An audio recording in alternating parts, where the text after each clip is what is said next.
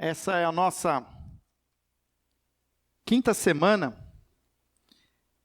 da nossa jornada, o caminho de devoção. Estamos propondo a leitura de devocionais diários durante todos os dias, como uma preparação dos nossos corações para a própria Páscoa, que acontecerá em poucos dias, logo mais no início do mês de abril. Quando sonhamos com esta jornada, esse caminho de devoção, nós não imaginávamos que nós passaríamos os 40 dias e parte desses 40 dias em quarentena. Poderíamos até ter mudado o nome da nossa jornada de Quaresma em Quarentena. Mas, diante de todas as circunstâncias, o Senhor tem nos mostrado o melhor caminho. E cada vez que eu estudo esses devocionais, eles fazem mais sentido ao meu coração, fazem mais sentido à minha vida. Durante as últimas semanas, nós abordamos questões como sermos verdadeiros adoradores que adoram o Senhor em espírito e em verdade, desse adorador se tornando um discípulo que não só conhece os ensinos, mas os põe em prática como um verdadeiro discípulo de Jesus.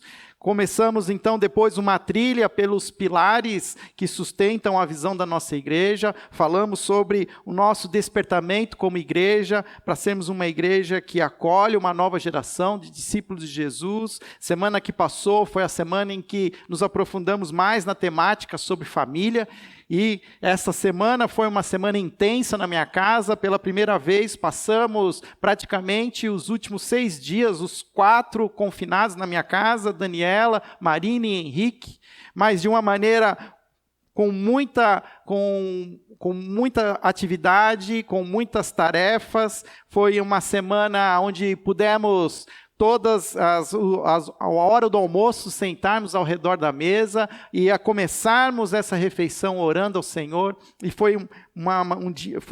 cada dia foi muito especial. E agora estamos começando uma nova semana, e essa nova semana ela aborda esse último pilar da visão da nossa igreja, quando nós falamos de repartir o amor para a cidade. E essa semana ela tem o título que é Um Movimento em Direção à Cidade. A mensagem de hoje ela é baseada nesta semana que está começando, um movimento em direção à cidade. Precisamos aprender a entender que temos um chamado para sermos discípulos de Jesus na cidade. Me preparando para esta mensagem e lembrando de tudo aquilo que estamos vivendo, não pude deixar de lembrar que a própria história da cidade de Campinas é uma história que está ligada com uma grande epidemia que se iniciou no final do século XIX.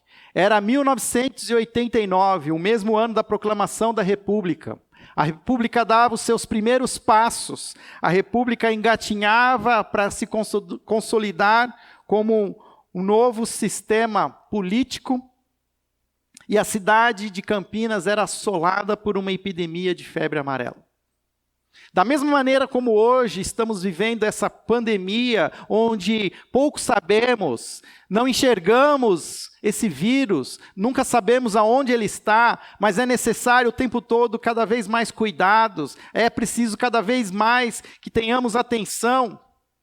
Da mesma maneira, naquela mesma situação, em 1989, não se sabia ainda que a febre amarela era transmitida pelo mosquito Aedes aegypti. Faziam-se tentativas para impedir que a febre avançasse, mas ainda não conheciam o transmissor, o mosquito. O fato é que, no início do século XIX, Campinas foi assolada por a epidemia de febre amarela, a ponto de muitas pessoas saírem da cidade de Campinas. Alguns estudiosos escrevem que chegou-se a cogitar em reconstruir a cidade de Campinas em uma outra região. Tal era o desespero que se tinha na cidade. Chegou-se um momento que os livros que narram essa história contam que pessoas eram encontradas mortas nas ruas. Médicos não existiam na cidade. E Campinas praticamente se tornou uma cidade deserta. Talvez você nunca tenha prestado atenção, mas se você olhar tanto a bandeira da cidade de Campinas como o brasão da cidade de Campinas, nesse brasão e nessa bandeira é estampado uma fênix, como uma lembrança desse momento tão difícil, onde a cidade procurou renascer das cinzas e viver e se tornar de novo uma cidade pujante, uma cidade grande, se tornando aquilo que um dia foi a capital do interior de São Paulo. Estamos nós aqui agora, no ano de 2020, e mais uma vez a cidade de Campinas é assolada, não agora por uma epidemia de febre amarela, mas é assolada por uma pandemia, por uma epidemia que se tornou global. Hoje, podemos, através dos recursos tecnológicos, ver toda uma epidemia que se expande por todo o planeta Terra, com a sua origem na China, passando pela Europa e atingindo agora o continente americano. Vemos pelas telas dos nossos celulares, pelas telas das nossas TVs, a luta contra esse vírus invisível, a luta de muitos profissionais da saúde, a luta de muitas autoridades, buscando encontrar qual o melhor caminho, tentando encontrar a maneira de podermos passar por essa situação com o mínimo de perdas possíveis. E nós hoje estamos também começando essa nossa semana, orientados por esse caminho de devoção, olhando para a nossa cidade, olhando para essa cidade de Campinas. Hoje, chegando aqui na igreja, saindo da minha casa, pouco vi pessoas nas ruas, era mínimo o número de pessoas se movimentando. Quando cheguei aqui, estava até iniciando a chuva às 9 horas da manhã, e isso, além de tudo, ainda diminui ainda mais o fluxo de pessoas. Quando, na nossa história, imaginávamos que estaríamos vivendo o que vivemos hoje? Tudo leva a crer, meus queridos, que nós ainda vamos viver alguns dias assim, algumas semanas, e talvez até o próximo mês de abril todo, ainda nessa luta contra esse vírus. A mensagem que passo para vocês hoje é a mensagem que tenho entendido ser a mais correta, é que precisamos ter muita cautela, precisamos continuar mantendo os nossos cuidados, nos isolando socialmente. Existe sim uma pressão econômica, existe um efeito rebote que vai vir atrás dessa pandemia, que é um retrocesso na nossa economia, mas nós precisamos também entender que existe um Deus que está nos permitindo viver esse tempo. Essa semana recebi, diante de tanto conteúdo que nós estamos recebendo, recebi um artigo voltado para os pastores. E esse artigo era intitulado assim: Pastor, você é o pastor para essa época. Você foi chamado para viver neste momento. E assim como eu tenho entendido que Deus nos colocou agora à frente desse momento, eu quero dizer para vocês, meus queridos, que Deus está nos mandando, como igreja, vivermos este momento, à luz do Evangelho, à luz da sua palavra, sem perdermos os nossos corações, sem nos perdermos e olharmos para a cidade com o amor que Jesus deseja que tenhamos. Queridos, estamos vivendo um momento tão estranho, um momento de tanta ansiedade, um momento de tantas dúvidas, que as pessoas estão cada dia mais com medo, estão cada dia mais ansiosas, estão cada dia mais temerosas, doentes. E é preciso entender que nós, a Igreja de Jesus, precisamos nos levantar nesse momento e amar essa cidade. Amá-la da maneira como podemos. Amá-la como Jesus amou. E como Jesus amou a igreja, o meu convite para você nesta manhã é que você entenda como Jesus ama a igreja e como ele ama a cidade, como ele deseja que a sua igreja ame a cidade. Por isso, abra a sua Bíblia em Mateus, capítulo 9, a partir do versículo 35. Evangelho de Jesus Cristo segundo Mateus, capítulo 9. Vou ler o versículo 35 até o versículo 38. O texto diz assim: Jesus ia passando por todas as cidades e povoados, ensinando nas sinagogas, pregando as boas novas do reino e curando todas as enfermidades e doenças. Ao ver as multidões, teve compaixão delas, porque estavam aflitas e desamparadas, como ovelhas sem pastor. Então disse aos seus discípulos: a colheita é grande, mas os trabalhadores são poucos. Peçam, pois, ao Senhor da colheita, que envie trabalhadores para a sua colheita. Vamos orar, ó Pai. Nos ajude a ressignificar esse texto, a trazê-lo aos nossos corações, para juntos, Senhor, no poder do Teu Espírito, entendermos como vivermos momentos difíceis, estranhos, ansiosos, como os que estamos vivendo. De maneira a não perdermos, ó Pai, a nossa consciência de quem somos em Cristo Jesus. De maneira a não perdermos, ó Pai, a consciência de que Jesus ama as cidades. Jesus ama a cidade de Campinas. E Jesus tem um plano para esta cidade. Planos de paz e não de mal. Planos de salvação, de redenção. Por isso, Senhor, fala através da Tua palavra aos nossos corações. Essa é a nossa oração e assim oramos em nome de Jesus. Amém. Esse parágrafo do capítulo 9 é um parágrafo onde Jesus está terminando uma grande jornada de cura, uma jornada de despertamento, de avivamento espiritual.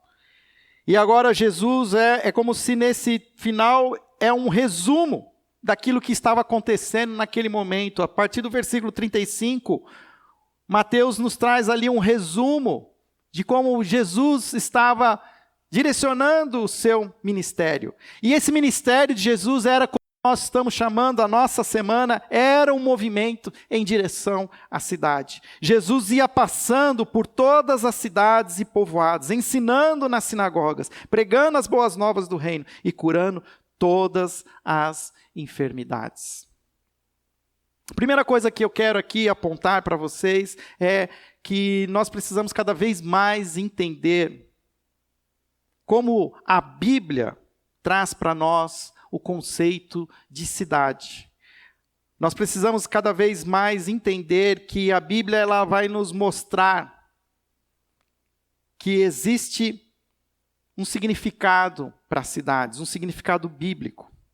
O primeiro significado que a cidade vai nos mostrar, que a Bíblia vai nos mostrar sobre a cidade, é que a cidade ela é um contraponto ao jardim do Éden.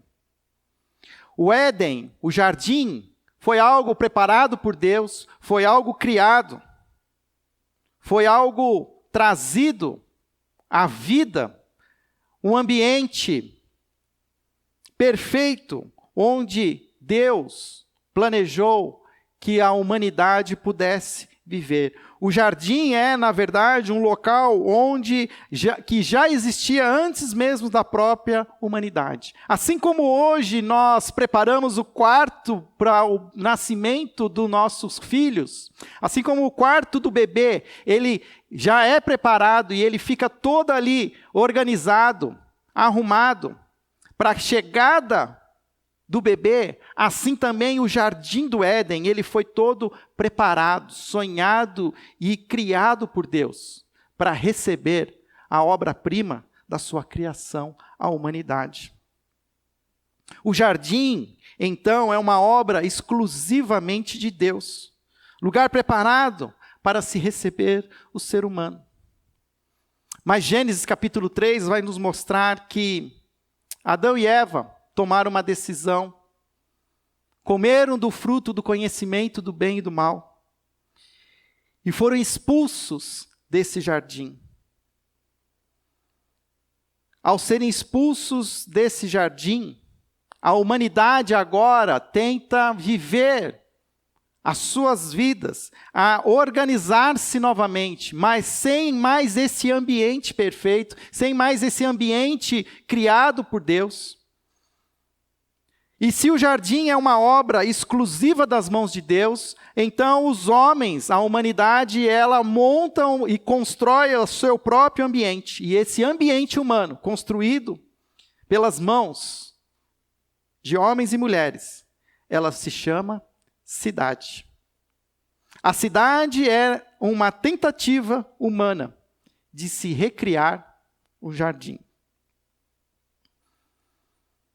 E nós vamos olhar para o Velho Testamento e nós vamos ver as cidades sendo elaboradas, sonhadas. Uma das cidades que nós vamos destacar é a própria cidade onde foi construída a Torre de Babel, onde existia ali um desejo do ser humano de construir uma torre para se alcançar o próprio Deus. Mas por trás dessa construção também tinha uma amostra do ser humano de mostrar todo o seu potencial.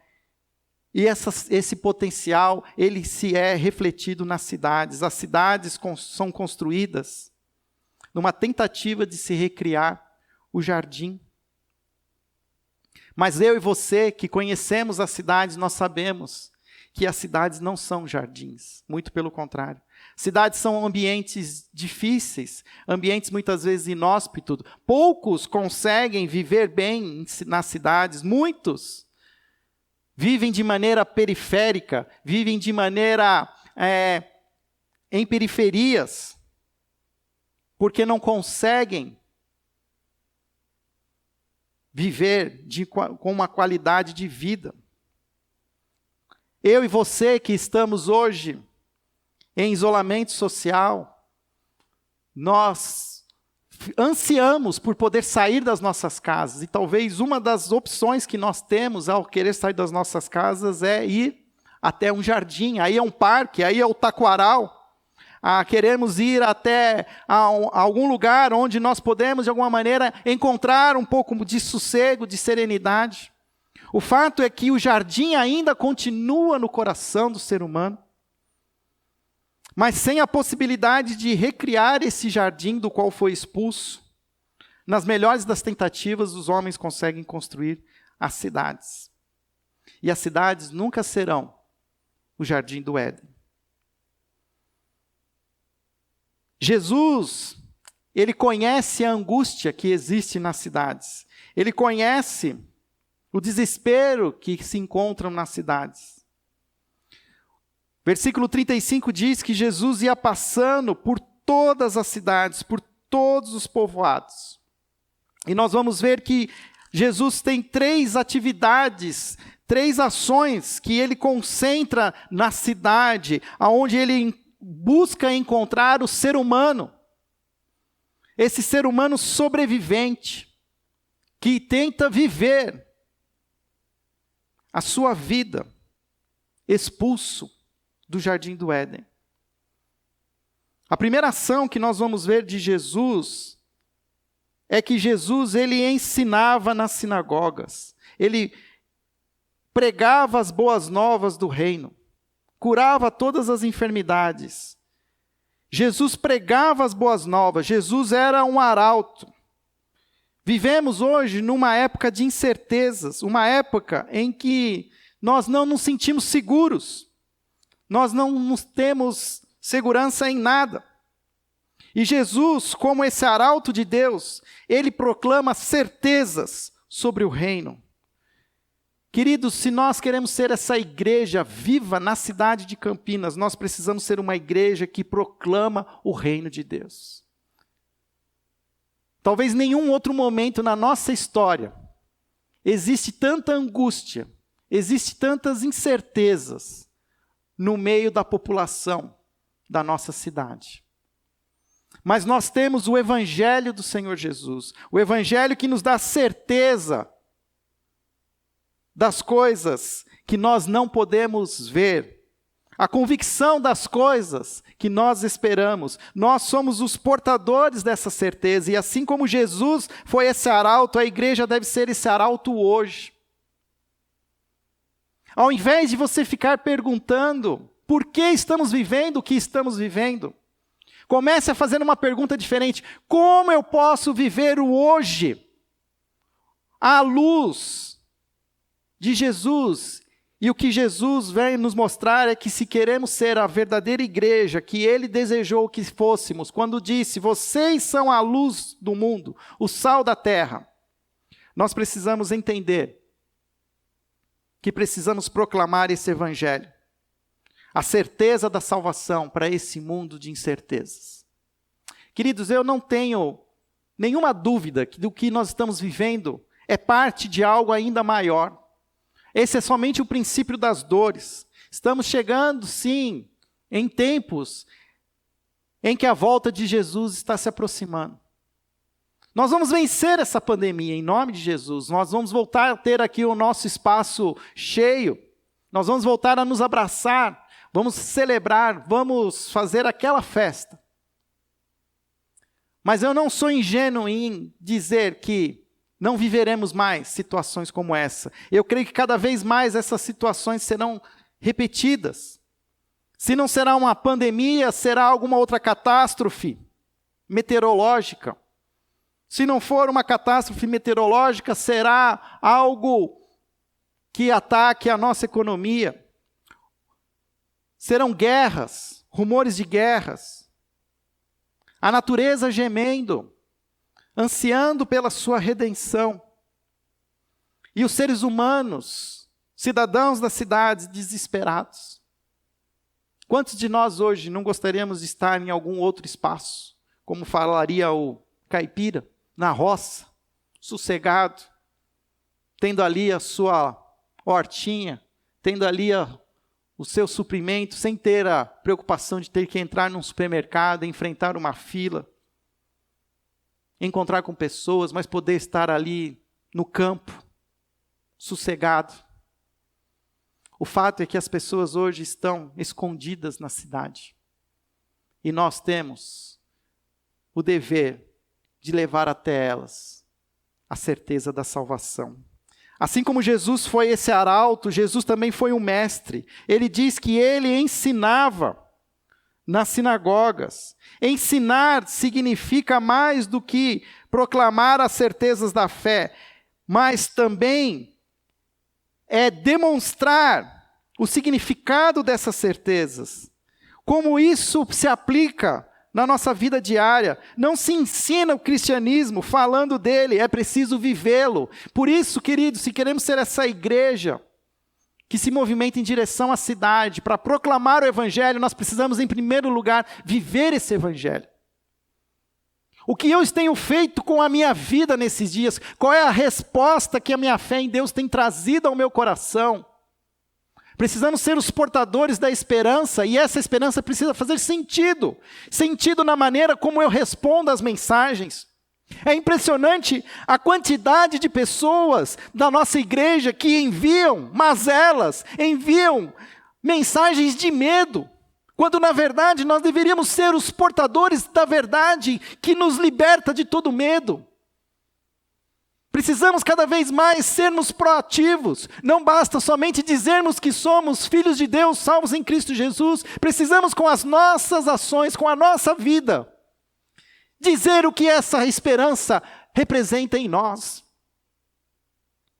Precisamos entender aquilo que Paulo fala, que somos todos os dias desgastados, mas não estamos abatidos. Todos os dias somos levados como ovelha ao matadouro, mas renascemos todos os dias, porque a graça do Senhor e a sua misericórdia se renovam sobre nós todos os dias. Precisamos aprender como Jesus, a sermos verdadeiros discípulos, que não só ensinam da boca para fora, mas vivem essas verdades. Diante de toda essa ansiedade que vive a nossa sociedade. Precisamos ser os sãos. Precisamos ser os que trazem a paz, os portadores da shalom, do equilíbrio, da sabedoria. Quem frequenta a nossa igreja conhece uma ferramenta que sempre divulgo, Celebrando a Recuperação. E o Celebrando a Recuperação, ele nos ensina a trilhar esse caminho de se redescobrir, de aprender a lidar com os seus maus hábitos, com os seus defeitos de caráter, através de 12 passos. E é impressionante como nesse momento eu vejo as pessoas vivendo de uma maneira tão medrosa, e até mesmo sem entender a verdadeira realidade que estamos vivendo. O que eu quero dizer com isso é que muitos de nós ainda não vencemos o primeiro passo que o Celebrando a Recuperação nos ensina, que é vencer a negação. Nós continuamos a afirmar que essa situação é uma gripinha, é um resfriadinho. Isso é uma negação de algo maior, de que nós não estamos assimilando que sim, estamos numa crise, em que as pessoas estão doentes, que o nosso mundo está doente, e que eu não posso me permitir me contaminar, mas eu preciso reagir, eu preciso, à luz do Evangelho, crer que existe sim uma esperança. Eu oro muito pelo nosso presidente, oro para que ele encontre a sabedoria que vem do alto. Porque se esse homem realmente crê que Deus existe, como ele afirma, ele deveria ser o primeiro a clamar pelas misericórdias de Deus. Ele deveria ser o primeiro a reconhecer que ele não pode, mas que Deus pode, se ele deixar. Igreja, nós precisamos entender que nós precisamos avançar, nós não podemos nos amedrontar. Eu não estou dizendo que nós vamos sair agora pelas ruas, vamos abrir os nossos comércios, começar os nossos negócios. Não, nós vamos entender que nós estamos vivendo um momento muito difícil, que exige de nós o isolamento, exige de nós precaução. Mas nos dá uma tremenda oportunidade de, diante de toda a incerteza, nós vivermos na certeza do Evangelho. Porque eu não conheço nenhum filho, nenhuma filha de Deus que passou por fome, nudez. E eu tenho visto muitos de nós cristãos desesperados. E se nós cremos nas promessas do Senhor, não deveríamos andar ansiosos por coisa alguma. Não andarmos ansiosos pelo que vamos comer, pelo que vamos beber, nem pelo que vamos vestir. Porque é Deus, o Pai, que cuida dessas coisas para nós. Buscar em primeiro lugar o reino de Deus e a sua justiça. E todas as outras coisas vos serão acrescentadas. Jesus proclamava o Evangelho, Jesus ensinava como viver esse Evangelho, e Jesus curava. Diz o texto que Jesus, ele entrava nesses povoados e curava todas as enfermidades, todas as doenças. Precisamos entender que somos chamados a sermos os portadores da cura. Essa cura, ela será feita através do Evangelho. Jesus curou muitos das suas doenças, mas o fato é que hoje existe uma medicina que através da própria sabedoria dada por Deus aos homens, ela se desenvolveu e ela é capaz de curar muitas doenças. E será capaz de curar essa pandemia também. Mas ainda existem outras enfermidades. E o texto diz que Jesus curava todas as enfermidades. E que outras enfermidades eu estou dizendo? Eu estou falando das enfermidades da alma, do nosso coração. Nunca antes vivemos uma sociedade tão doente, tão ansiosa, tão deprimida. Queridos, ao terminar essa crise, o fato é que muitas das pessoas que nós amamos estarão em depressão, estarão sem esperança, desamparadas. E nós precisamos trazer a cura, transformar as palavras da verdade em atos de amor cristão, curando esses doentes através daquilo que Deus tem nos dado, mas também os alimentando os famintos, consolando os tristes. Eu fico vendo nos bastidores o pessoal da ação social tentando manter as cestas básicas, o recebimento dos itens das cestas básicas. E eu vou dizer para você uma coisa: nós ainda vamos precisar de muitas cestas básicas, porque a hora que tudo isso passar, meus queridos, provavelmente muitos estarão quebrados, muitos estarão sem sustento. E nós, a igreja de Jesus, poderemos ser a luz dessas pessoas. Por isso, agora ainda não é a hora, mas nós vamos ter que nos preparar para estarmos suportando, sustentando famílias, não só da nossa igreja, mas dessa cidade, por amor a Jesus. Dando a elas o sustento material, consolando-as nas suas tristezas, no seu luto, alimentando-as também com o evangelho de Jesus, com a esperança, curando os seus corações e suas almas. Por isso, esse momento que estamos vivendo é um momento para que nós nos mantenhamos sãos, que nós nos preparemos, porque a hora que formos permitidos sair às ruas, nós sairemos, mas nós sairemos para cumprir o chamado de Jesus, ir por todos os povoados, proclamar o evangelho, ensinando-os a viver este evangelho, mas também curando todas as doenças, enfermidades e mazelas. Trazer a libertação, trazer o ânimo ao abatido, saciar a fome do faminto, supri-lo com materiais de higiene, para que se mantenham em condições de vida saudável. Jesus, diz o versículo 36, que ao ver as multidões teve compaixão delas, porque estavam aflitas e desamparadas, como ovelhas sem pastor.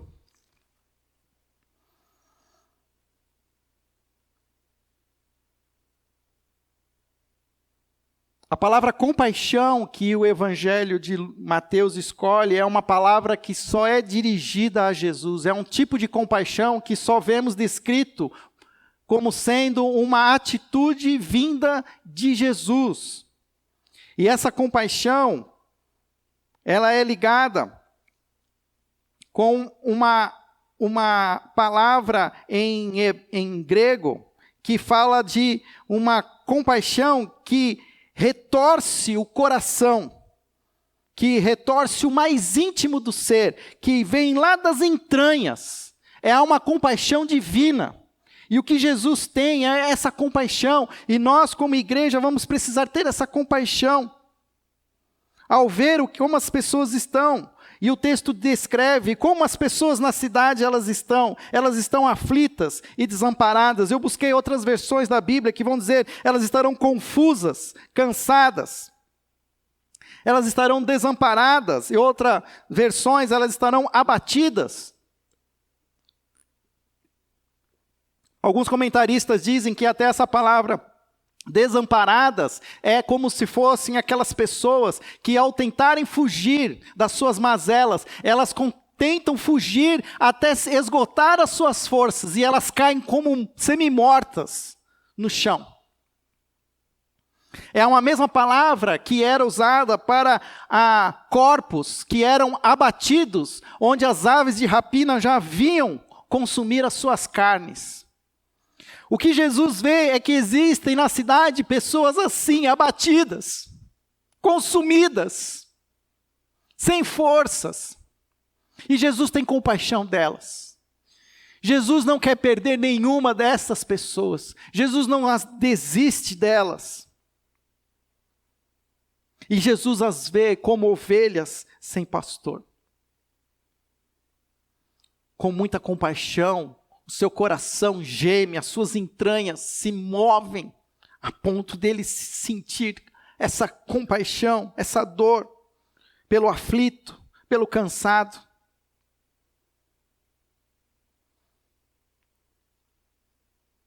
Que o Evangelho destaca como ovelha sem pastor.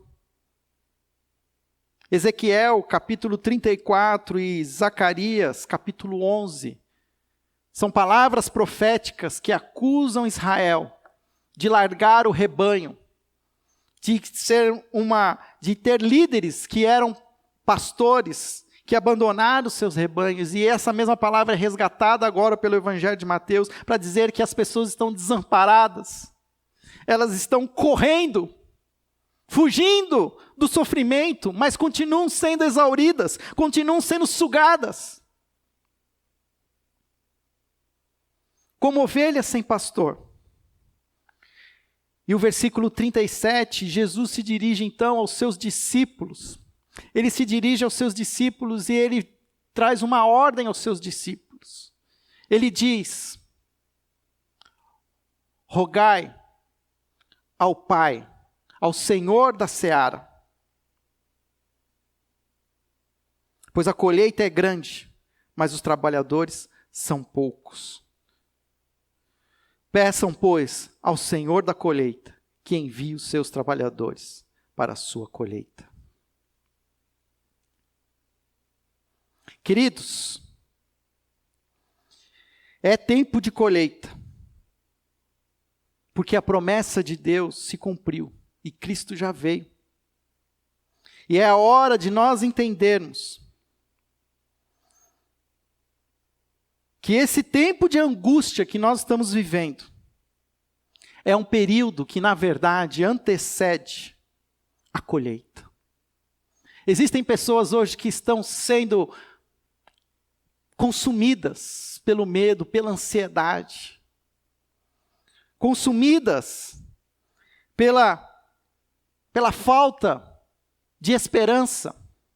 E ao terminarmos essa crise, e vamos terminá-la em nome de Jesus, a colheita está sendo esperada por nós.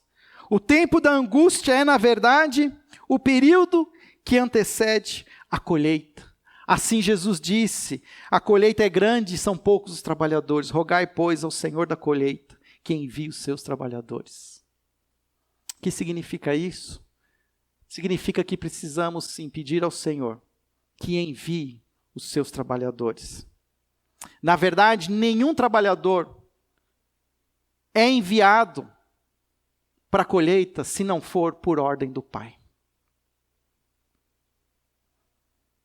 Hoje há uma grande necessidade de discípulos de Jesus que possam ser impelidos pelo Espírito Santo, plenos de uma fé firme, animados por um amor sagrado, dotados do olhar de Jesus, do olhar da compaixão e da esperança, e que queiram ajudar na construção do reino de Deus. E eu digo mais, que queiram ajudar na reconstrução da cidade de Campinas. Quem vai reconstruir essa cidade é a igreja de Jesus. Nós não vamos reconstruí-la com tijolos, nós não vamos reconstruí-la com asfalto, nós vamos reconstruir as pessoas. Nós vamos trazer com a força do Evangelho a redenção, porque o que a Bíblia promete é a redenção. A Bíblia nunca falou para nós que ela iria substituir todas as coisas. Muitos de nós temos uma visão errada da eternidade, porque nós achamos que a eternidade é algo que virá. Mas a eternidade que nós estamos vislumbrando e que nós sonhamos ao fechar os nossos olhos, imaginamos, ela não é a realidade, porque nós estamos esquecendo de olhar que a Bíblia promete a redenção da cidade. Quando tudo acabar, Apocalipse capítulo 21, nos é dado a revelação da Nova Jerusalém. A Nova Jerusalém é um espaço criado por Deus, que incorpora a cidade. Ao final de tudo, nós não vamos voltar para o jardim. Ao final de tudo, nós vamos sim para uma cidade redimida, uma cidade que será enviada dos céus. E no centro dessa cidade há um jardim, há um rio de águas cristalinas, há árvores plantadas, árvores da vida. E nessa cidade não há santuário, pois Deus reina sobre toda a cidade. Essa deve ser a nossa visão. E nós precisamos sonhar com esta cidade, trazer essa esperança para a cidade de Campinas. Precisamos aprender a entender esse chamado, a ouvir a voz de Deus. E Deus está nos chamando como igreja a trazer esperança para a cidade de Campinas, para trazer esperança aos cidadãos da região metropolitana de Campinas, pois ao final de tudo isso, muitos estarão cansados, esgotados, abatidos, desamparados. É a hora de rogarmos ao Senhor que envie os seus trabalhadores. É hora de abrirmos os nossos ouvidos, abrirmos os nossos corações e permitir que Deus fale aos nossos corações e nos chame, pois somos todos chamados para sermos seus discípulos. A nós é nos dado uma tarefa, uma missão. Muitas Bíblias terminam esse parágrafo no versículo 38. Mas eu quero ainda trazer a você, no capítulo 10, no primeiro versículo, como se fosse uma continuação, chamando seus 12 discípulos, lhe deu autoridade para expulsar espíritos imundos, curar todas as doenças e as enfermidades.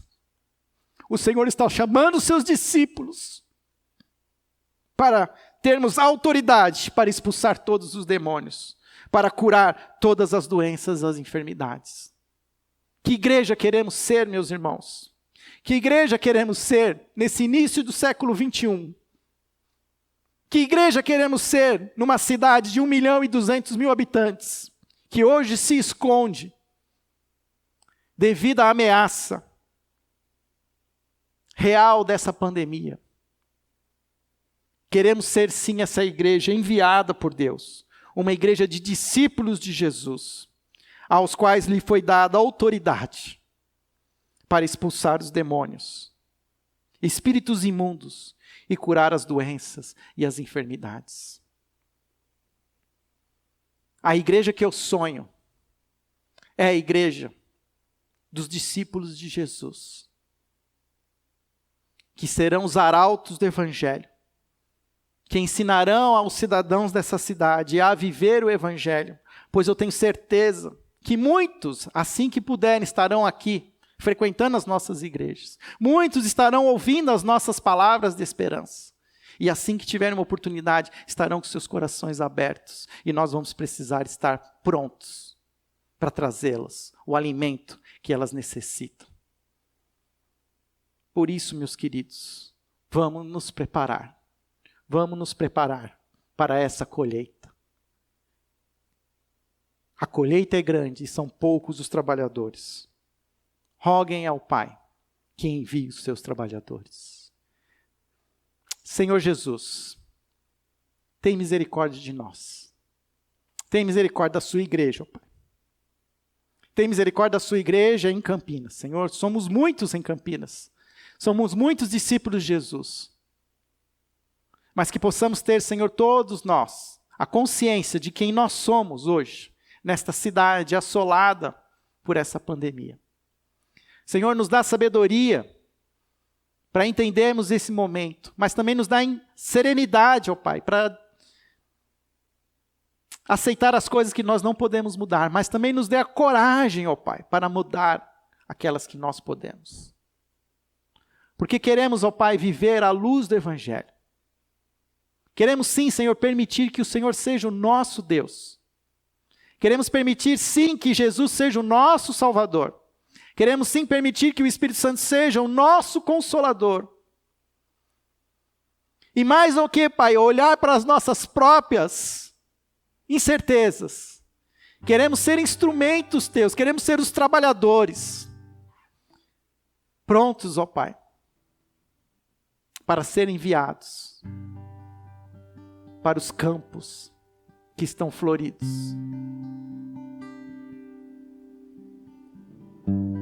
Quantos que nós não conhecemos, Senhor, que estão abatidos,